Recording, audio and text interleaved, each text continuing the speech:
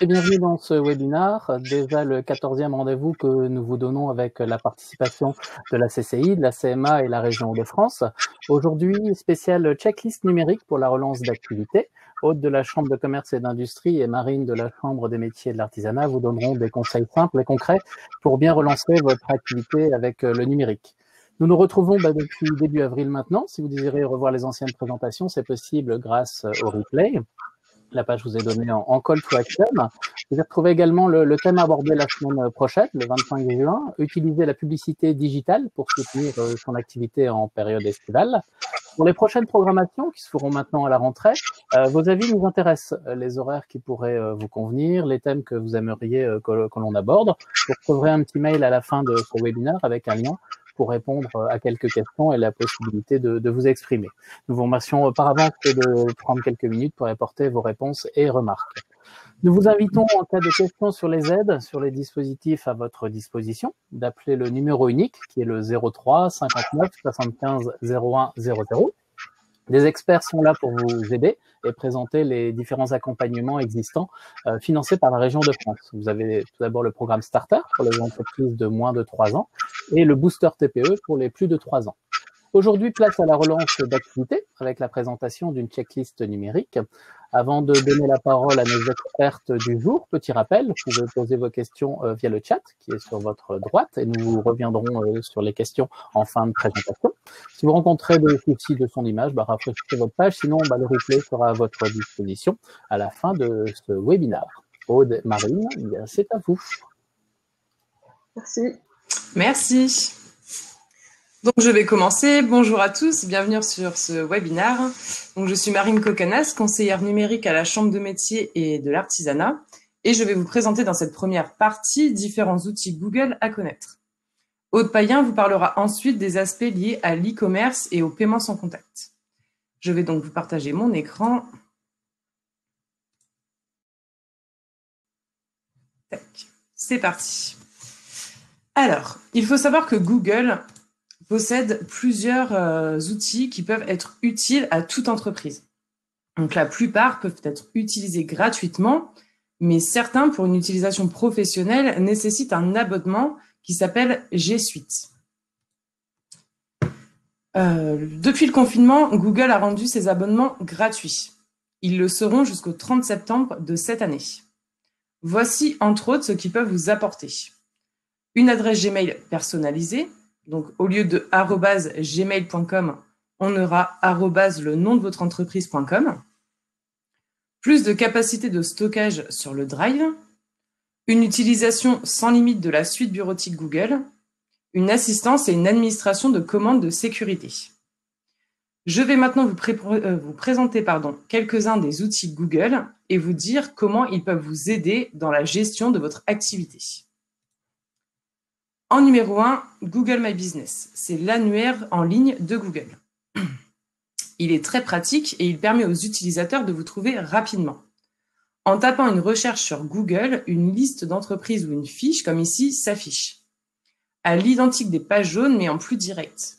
En effet, au lieu de rechercher page jaune sur Google, puis de rechercher une entreprise sur le site, là, vous cherchez directement l'entreprise sur le moteur de recherche.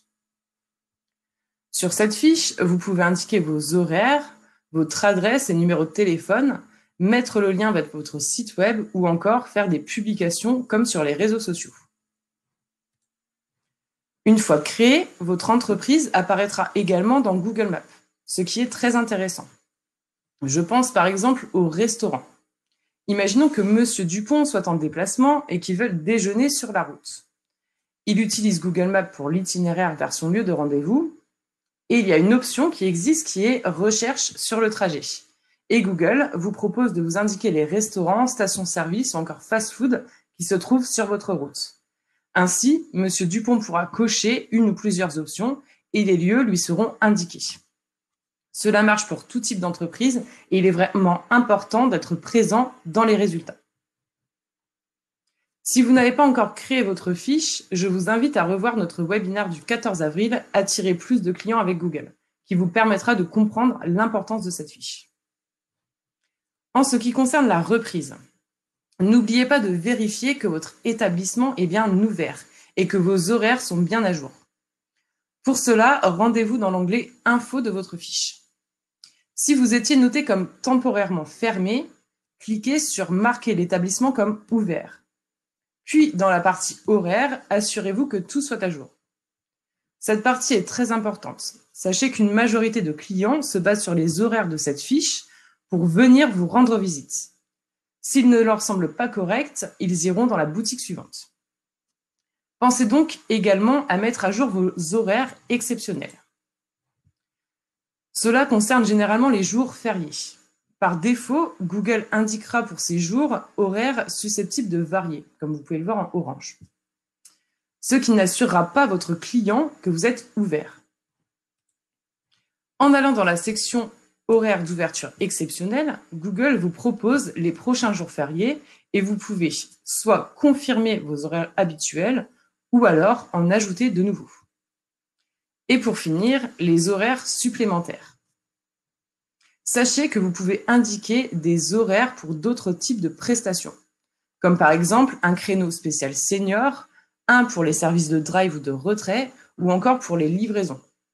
En fait, il vous suffit de sélectionner le type de prestation et d'indiquer les jours et les heures auxquelles la prestation est disponible.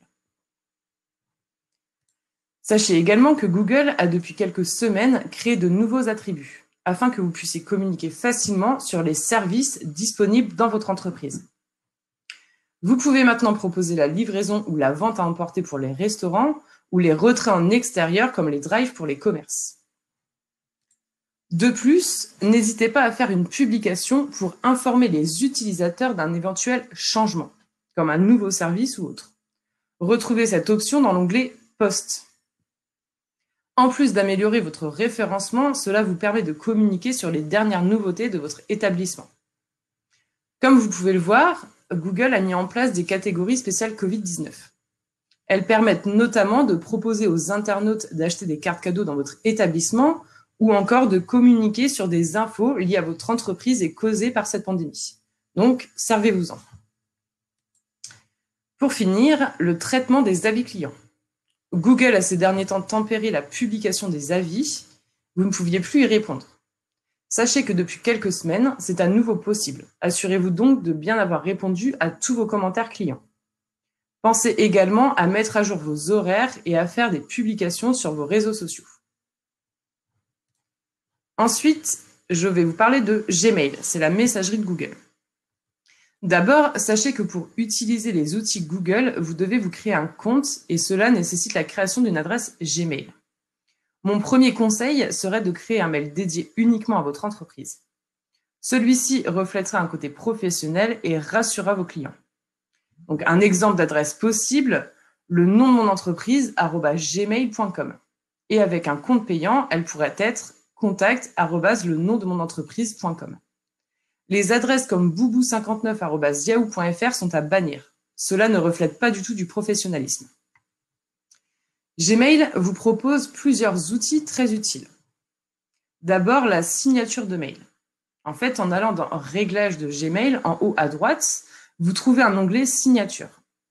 Une fois paramétrée, celle-ci sera mise automatiquement à la fin de tous vos mails.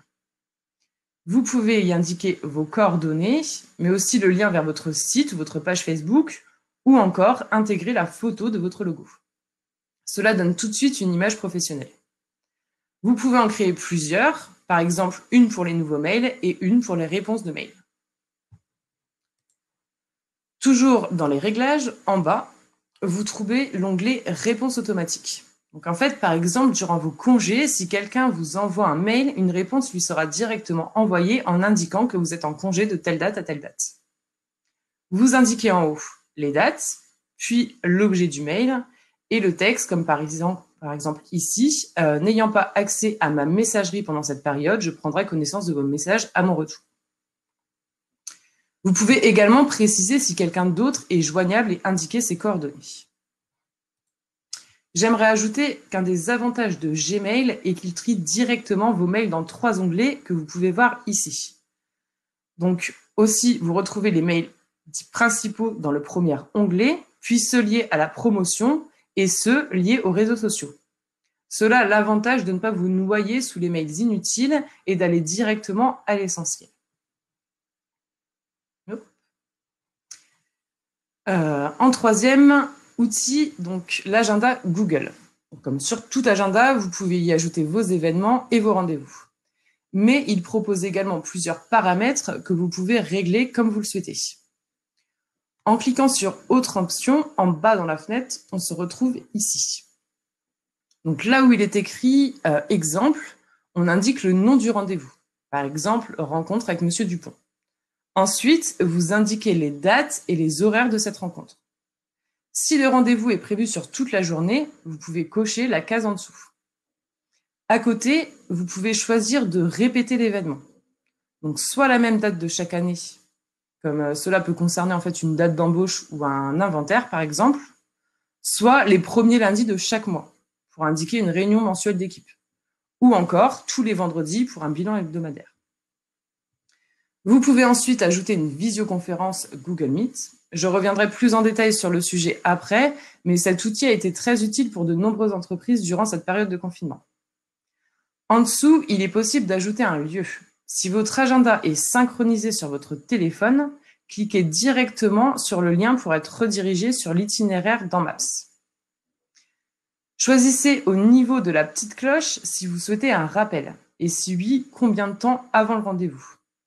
Avec l'option « Ajouter une notification », vous pouvez avoir plusieurs rappels, par exemple un la veille et un une heure avant. Le dernier bloc, lui, sert aux notes. Vous pouvez y indiquer toutes les informations que vous jugerez nécessaires pour votre rendez-vous. Sur le côté, vous voyez « Ajouter des invités ». Dans chaque événement, vous pouvez inviter des personnes. Un mail leur sera envoyé si vous le souhaitez pour les prévenir. Et pour finir, n'oubliez pas d'enregistrer avec le bouton en haut. Vous pouvez également choisir une couleur pour chaque type d'événement. Donc cela peut être utile pour différencier vos rendez-vous, par exemple avec les fournisseurs, clients ou prestataires. Et il est également possible d'inviter des personnes à voir votre agenda. Pour les équipes, cela permet de savoir qui est où au moment T. N'oubliez pas d'installer l'application sur votre smartphone et de la synchroniser. Dernière option que vous retrouvez ici, participer avec Google Meet. Donc, cet outil vous permet de réaliser des vidéoconférences en groupe. Quand vous créez un événement et que vous invitez des personnes, ils peuvent choisir d'y participer en visioconférence. Depuis le confinement, Google a rendu Meet gratuit. Donc, ce service vous permet de réunir jusqu'à 100 participants à la fois. Vous pouvez, comme ici, programmer des réunions. Suite à cela, chaque participant reçoit une invitation par mail et peut répondre par oui ou non à votre demande. À savoir que Meet dispose d'un certain nombre de protections de la vie privée. Entre autres, la possibilité d'admettre ou de refuser l'entrée à une réunion et de mettre en sourdine ou de supprimer des participants. À noter qu'à partir du 30 septembre de cette année, la version gratuite nécessitera un compte Google et l'utilisation sera limitée à 60 minutes. Il existe également Hangout, que vous retrouvez sur votre page Gmail sur le côté gauche et également en application mobile. C'est une conversation instantanée qui vous permet également des appels vocaux ou vidéo et le partage de fichiers. C'est parfois plus simple que l'envoi d'un mail. Cet outil convient pour une utilisation occasionnelle et limite le nombre de participants vidéo à 10, ce qui est déjà bien. Contrairement à Meet, où les participants apparaissent sous forme de galerie, donc tous les uns à côté des autres, Hangout, lui, déplace la vue sur la personne qui parle au moment T. Donc, vous ne pouvez pas voir tout le monde en même temps. L'intention est vraiment sur l'intervenant. Ensuite, j'aimerais vous présenter Google Alert. Donc, c'est un outil de veille. Ce qu'on appelle la veille, c'est le fait de se tenir informé sur certains sujets de façon quotidienne ou hebdomadaire. Je pense notamment à cet outil pour la situation actuelle, afin de se tenir au courant des nouvelles réformes ou actualités potentielles concernant le Covid-19, le déconfinement ou encore les aides. Vous recevez les dernières actualités sur ces thèmes par mail. Pour vous en servir, c'est très simple. Vous tapez Google Alert et vous cliquez sur le premier lien ici. Vous entrez le mot ou le groupe de mots-clés sur lequel vous souhaitez être informé. Donc ici, entreprise, aide et Covid-19. Puis, on clique sur créer l'alerte. Ensuite, cliquez sur le petit stylo pour approfondir votre veille. D'abord, choisissez la fréquence à laquelle vous voulez être informé. Une fois par jour, une fois par semaine ou dès qu'une nouvelle info est en ligne. Ensuite, la source. Vous avez le choix entre actualité, livre ou encore blog par exemple. Mais je vous conseille de sélectionner automatique. Choisissez la langue française et dans région France. Pour finir, indiquez votre adresse mail et cliquez sur mettre à jour l'alerte. Voilà, vous serez tenu au courant des éventuelles nouveautés concernant les aides aux entreprises. Cet outil est en effet très utile dans le contexte actuel, mais il peut également vous servir à vous tenir informé sur l'actualité de votre activité ou encore sur vos concurrents. Vous pouvez à tout moment supprimer votre alerte grâce à la corbeille qui est à côté du stylo. Je ne pouvais pas parler de Google sans parler de YouTube. C'est le site le plus visité au monde pour son contenu multimédia. Il peut tout d'abord servir à stocker vos vidéos destinées à votre site web. Cela permet de ne pas surcharger votre site et donc de gagner en temps de chargement. Mais il peut également être bien utile dans la vie de tous les jours. Avec des millions de vidéos en ligne, c'est une mine d'informations. Comment faire ma déclaration en ligne, comment scanner un document ou faire une soupe à l'oignon, peu importe le type de question, prenez vraiment l'habitude de le consulter. Tout comme Microsoft, Google a créé une suite bureautique en ligne. Vous avez Doc qui permet le traitement de texte, Sheet pour le tableur, Slide pour les diaporamas et Form pour les questionnaires. Ces applications présentent plusieurs avantages. D'une part, la possibilité de partage avec le droit ou non de modification. Donc, par exemple, vous avez plusieurs salariés. Ils doivent tous se rendre sur différents chantiers pour inspection et vous rendre leur compte-rendu. Créez à l'aide de Sheet un tableau avec tous les points à vérifier. Vous faites une feuille par client, comme vous pouvez le voir ici en bas, et chacun pourra remplir en direct la fiche client et vous pourrez y accéder directement aussi de votre côté. Ce qui fait plus de papier imprimé et surtout plus de perte d'informations. Surtout qu'il faut noter que la suite Google existe en application mobile. Vous pouvez créer toutes sortes de documents, les télécharger en différents formats, dans les formats Word, Excel ou PDF par exemple.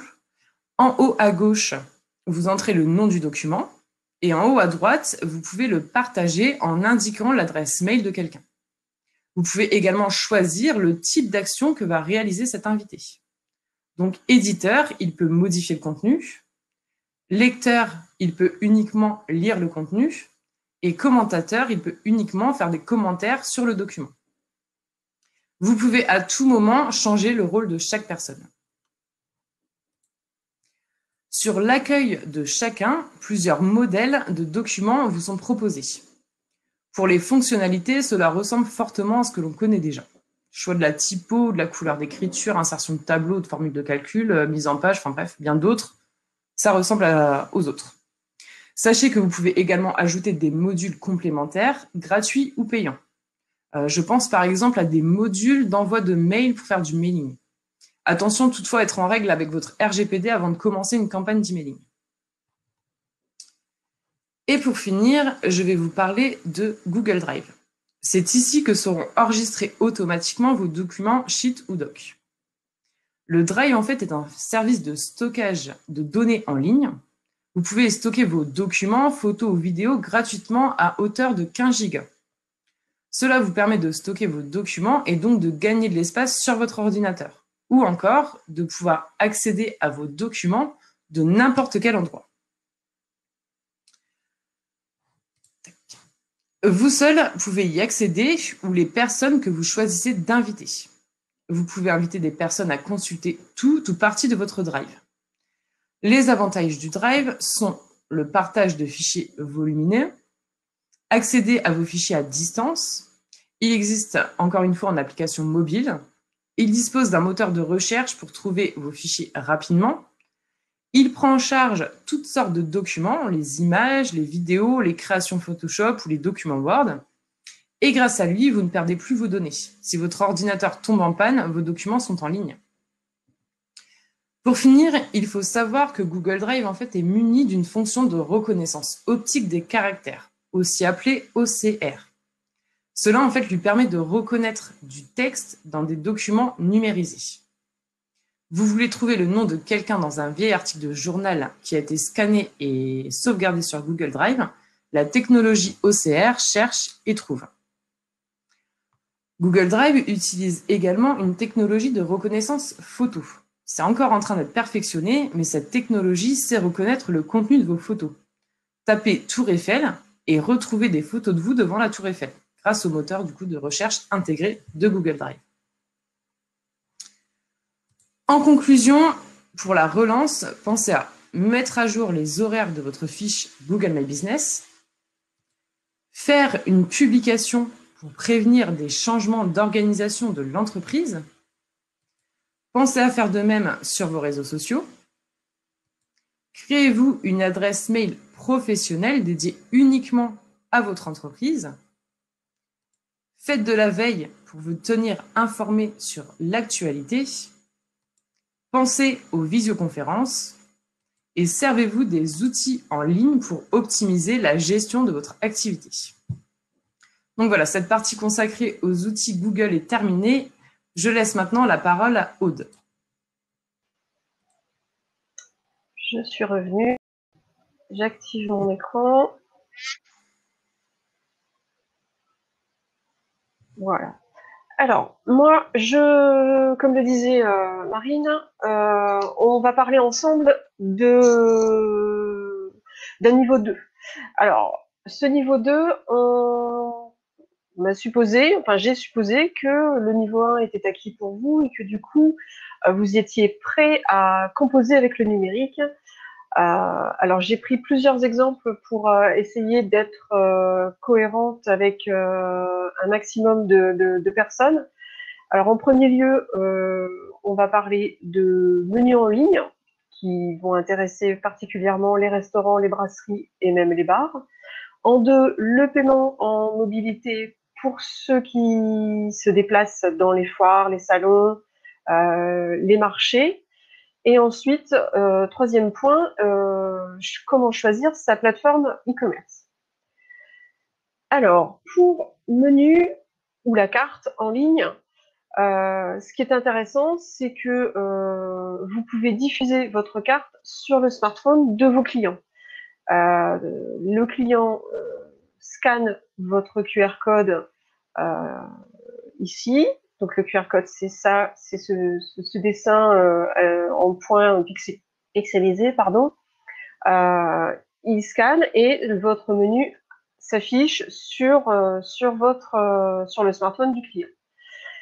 Ce qui permet d'une part de respecter les consignes sanitaires. Vous gagnez du temps en respectant ces consignes puisque vous n'avez plus besoin de désinfecter vos cartes au menu.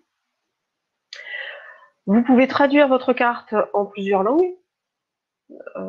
Et ensuite, néanmoins, vous pouvez conserver vos supports papier tels que le set de table sur lequel vous pourrez tout à fait imprimer ce QR code. Donc, il faudra peut-être prévoir ce genre de choses. Alors, j'ai sélectionné deux applications qui vous proposent des menus et des cartes en ligne. Alors, il y a Printo Resto, qui est une application amiénoise, développée par une agence web amiénoise, et Menu Please, qui est beaucoup plus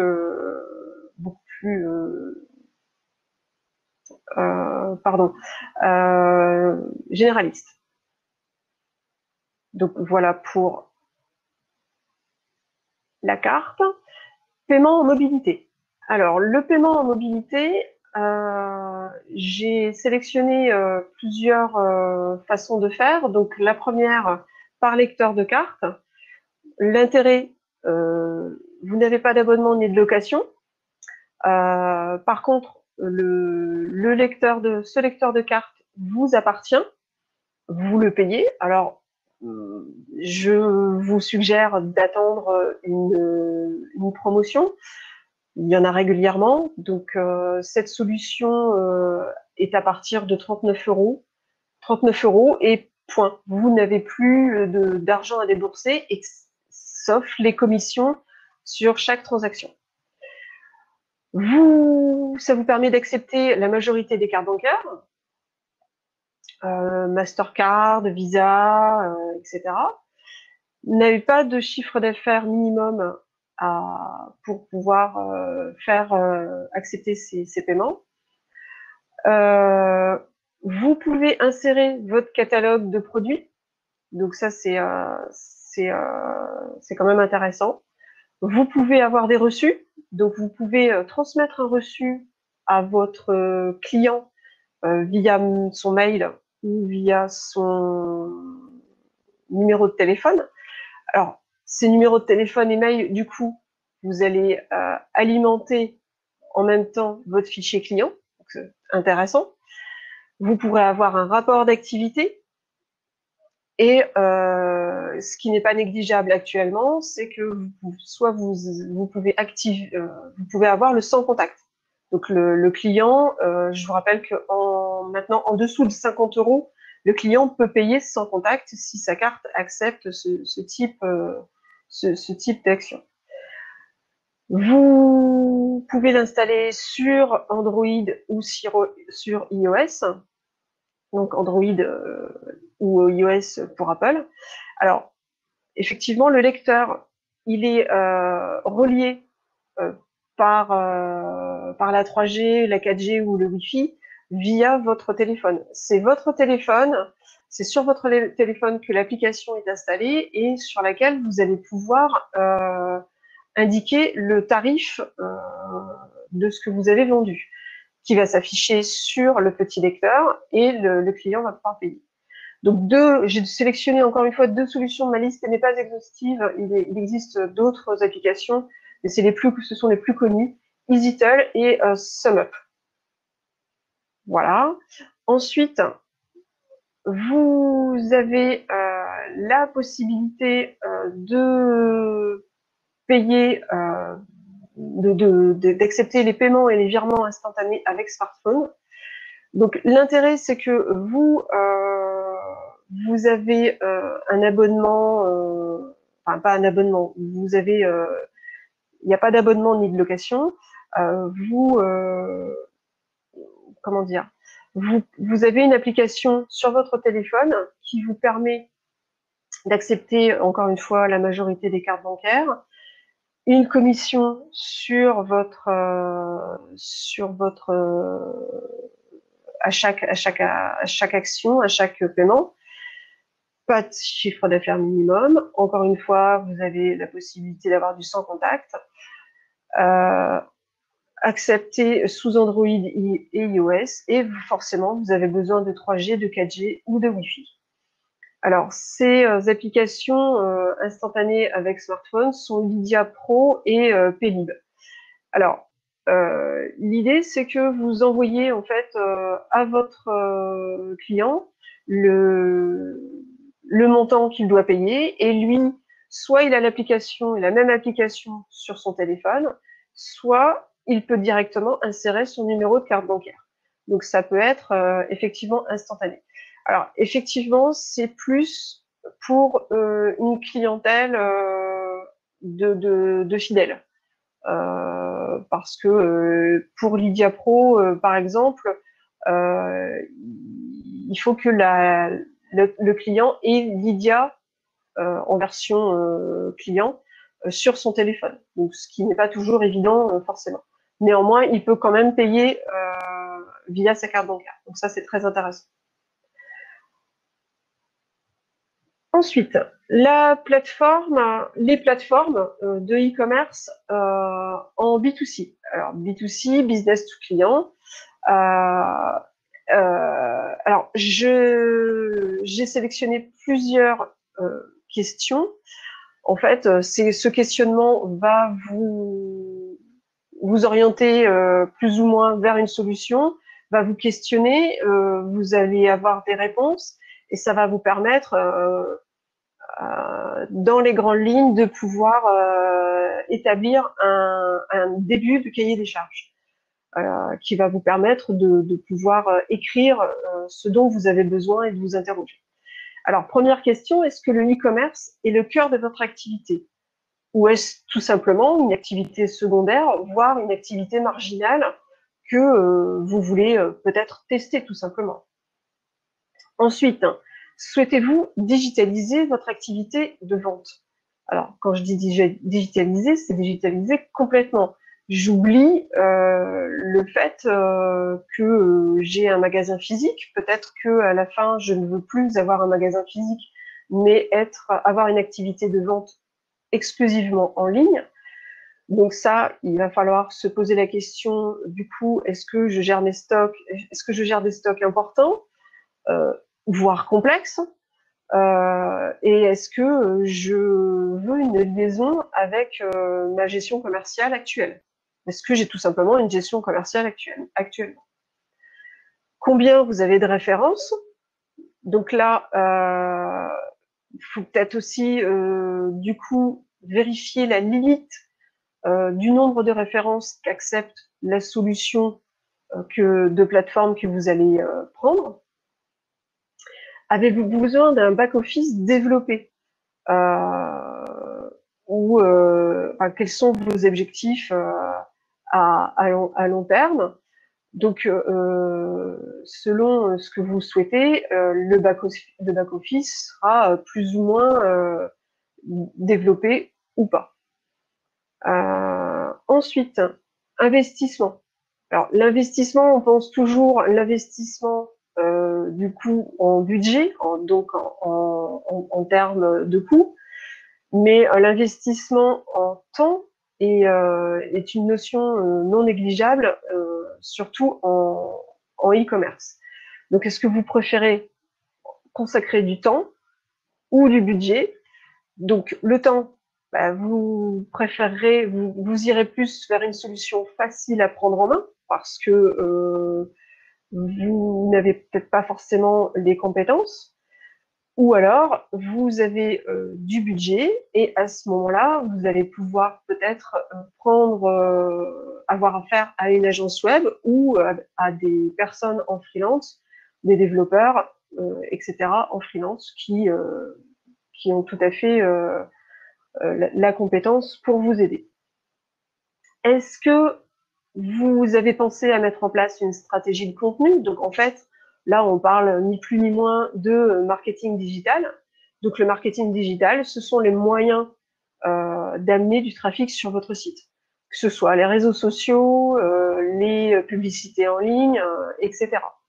Donc tout ça va vous permettre déjà de vous poser des questions, de donner des débuts de réponse et de vous dire, ben oui, c'est cette solution-là qu'il me faut pour commencer sur le e-commerce. Je vous ai sélectionné 3 plateformes. La première, WooCommerce. Alors, j'ai donné quelques notions. Alors, WooCommerce est américain. C'est une extension à WordPress. Donc, en fait, WooCommerce est un module supplémentaire, donc une extension à WordPress. Donc, si vous utilisez déjà WordPress, pourquoi pas partir sur cette plateforme, qui sera beaucoup plus simple plutôt que de tout refaire. Et là, c'est juste un module à ajouter sur le site vitrine actuel. Alors, c'est simple si vous avez déjà la connaissance de WordPress. Encore une fois, inutile de vous triturer les ménages si vous êtes déjà sur WordPress et que vous avez déjà une utilisation. L'expérience utilisateur est relativement soignée. Donc, l'expérience utilisateur, c'est très important à prendre en compte. Regardez encore une fois votre usage. Quand vous avez une mauvaise expérience sur un site, vous n'avez pas d'état d'âme, malheureusement, et vous ne dites pas c'est telle ou telle personne, c'est un artisan ou un commerçant qui débute sur Internet et qui a peut-être besoin que j'achète sur son site.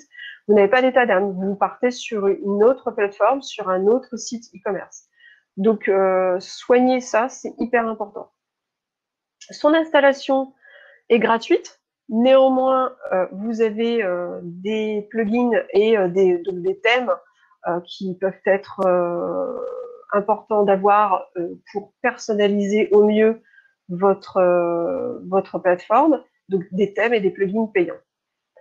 Le SEO, c'est le référencement. Donc, il y a un plugin supplémentaire dans WordPress, donc dans WooCommerce, qui est important à installer. Et ça, c'est primordial. Il n'y a pas d'hébergement, donc il va falloir penser à un hébergement supplémentaire. Et en termes de coût, ça peut aller de gratuit à 15 000 euros. Donc, attention à cette notion, d'où l'importance de se dire, est-ce que je veux dépenser de l'argent ou est-ce que j'ai du temps? De toute façon, à l'évidence, quand on se lance dans l'e-commerce, il va vous falloir du temps, c'est indéniable. Alors,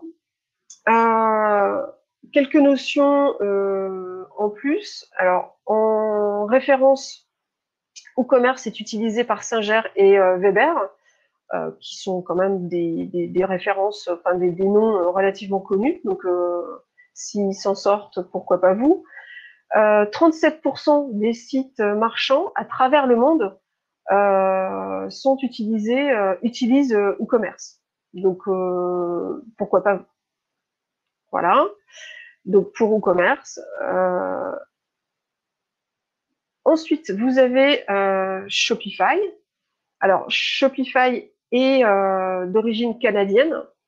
L'interface est très intuitive. Inutile d'avoir des compétences techniques. Il y a un déploiement rapide. Le petit hic, c'est que les supports sont en anglais. Le paramétrage est aisé. Il n'y a pas de choses particulières. L'expérience utilisateur est soignée, donc tâchez de l'utiliser. Ici, on parle d'un abonnement qui peut aller jusqu'à 260 euros par mois. Qui peut aller, hein, ça débute à 26 euros par mois et ça peut aller jusqu'à 260 euros par mois, plus un pourcentage sur votre chiffre d'affaires. Alors, les plus de de Shopify, c'est que l'éditeur fait évoluer la solution pour vous. Il vous l'héberge et il corrige les bugs. Donc, il n'y a pas de mise à jour à faire. C'est fait de façon automatique. Les moins de cette solution, c'est que vous n'êtes pas propriétaire de votre site. Aussitôt que vous cessez l'abonnement, vous n'avez plus de site, vous n'avez plus rien, vous disparaissez.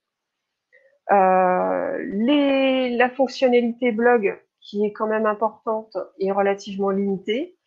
Comme je vous disais, par rapport à l'abonnement, vous êtes fortement lié à la solution. En référence à Shopify, Red Bull utilise cette solution pour vendre ses articles. La dernière plateforme que je vous indique, Imonsite, qui est une plateforme régionale, particulièrement amiénoise. Nombre de produits et de photos illimités. Vous pouvez gérer vos commandes, enfin les autres aussi, hein, mais forcément. Configuration des frais de port et du paiement. Vous pouvez utiliser le site en plusieurs langues, ce qui est intéressant quand vous souhaitez partir à l'international. Une équipe support, du coup, en français, forcément. Vous avez un abonnement mensuel qui est de 28 euros. Et si vous voulez un abonnement annuel, ça vous coûtera un petit peu moins cher. C'est 288 euros, pardon. Il y a des outils marketing par défaut. Il y en a des supplémentaires, comme par exemple envoyer des SMS, envoyer des mailings, etc. Alors, en référence pour cette plateforme Imonsite, vous avez la marque de vêtements Patriote qui utilise cette plateforme. Alors, pour ne pas être, je peux pas être exhaustive, mais il y a d'autres plateformes, PrestaShop, Magento, Oxatis, WheezyShop, Drupal, OpenCart, WeCommerce. Il en existe bien d'autres, sachant que là, les 3 plateformes que je vous ai indiquées, que je vous ai présentées, sont les plus faciles à mettre en place. PrestaShop, Magento, ça commence déjà à avoir une certaine technicité et une mise en place qui nécessite bien souvent une intervention extérieure par un développeur qui va devoir travailler sur votre plateforme. Je termine avec les noms et prénoms et nos coordonnées de Marine de la CMA et moi-même de la CCI Amiens Picardie. Voilà, merci.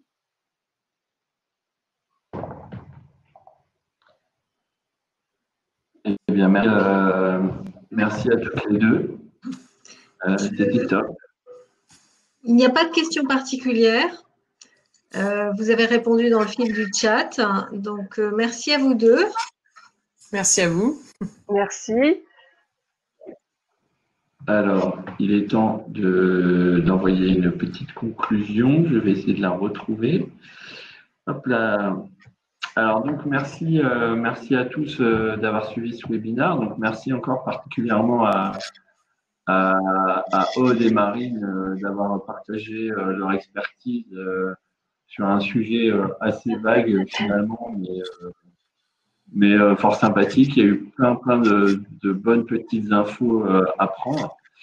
On espère que du coup ce webinaire vous aura apporté des nouvelles idées, que vous avez fait plein d'infos pour amorcer ou améliorer votre transition numérique. Donc, je vais envoyer un petit sondage. Hop, le petit sondage, s'il vous plaît. Est-ce que je peux le publier? Hop, publier le sondage. Voilà, donc un petit sondage sur votre droite à côté pour vous demander si ce webinaire vous a plu, bien sûr. Merci de nous y répondre pour nous aider à nous améliorer. Il ne reste plus qu'un webinaire avant l'été, donc le 25 juin, qui parlera de la publicité digitale pour soutenir votre activité en période estivale. N'oubliez pas qu'il y a les replays des précédents webinaires, donc sur énormément de sujets liés au digital. Vous avez vraiment de quoi vous informer et grandir sur ces sujets. Et n'oubliez pas également, nous sommes présents et mobilisés pour vous aider. Nous sommes ensemble, la région, la CCI et la CMA.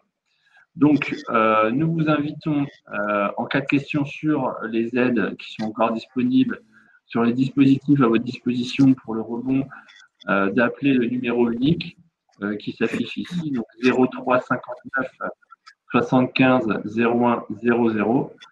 Des experts sont là pour vous aider, vous accompagner. Vous avez aussi à votre disposition pour préparer la suite un accompagnement personnalisé, donc individuel, qui est exceptionnellement pour cette année et suite à la crise du Covid, financé à 100% par la région Hauts-de-France. Donc le dispositif Starter pour les moins de 3 ans et le Booster pour le plus de 3 ans. Donc là, je vous invite à contacter votre CCI, votre CMA ou la région directement pour en savoir plus. La CCI, donc covid19@hautefrance.cci.fr. La chambre de métier, projet numérique au pluriel @cma-hautefrance.fr. Et enfin la région, transnum@hautefrance.fr. Voilà, mais il n'y a plus qu'à vous dire au revoir. Merci beaucoup pour votre écoute. Merci encore à Aude et à Marine pour le contenu. Merci Vincent pour l'introduction et merci Aude. Merci à tout le monde d'avoir été là. Et puis on vous dit à la semaine prochaine pour les derniers webinaires. Merci, au revoir.